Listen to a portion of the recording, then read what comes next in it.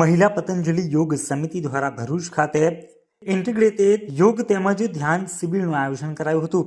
પરમ પૂજ્ય યોગ ઋષિ શ્રદ્ધેય સ્વામી રામદેવજી મહારાજ તથા પરમ પૂજ્ય આચાર્ય બાલકૃષ્ણ મહારાજના પરમ શિષ્ય પૂજ્ય સાધ્વી દેવાદિતિજીના માર્ગદર્શનમાં રોટરી ક્લબ ભરૂચ ખાતે 3 દિવસીય નિઃશુલ્ક ઇન્ટિગ્રેટેડ યોગ તેમજ ધ્યાન શિબિરનું આયોજન મહિલા પતંજલિ યોગ સમિતિ દ્વારા તારીખ 17 થી 19ના રોજ સાંજે 4 થી 6 કલાક વાગ્યા સુધી કરવામાં આવેલ છે.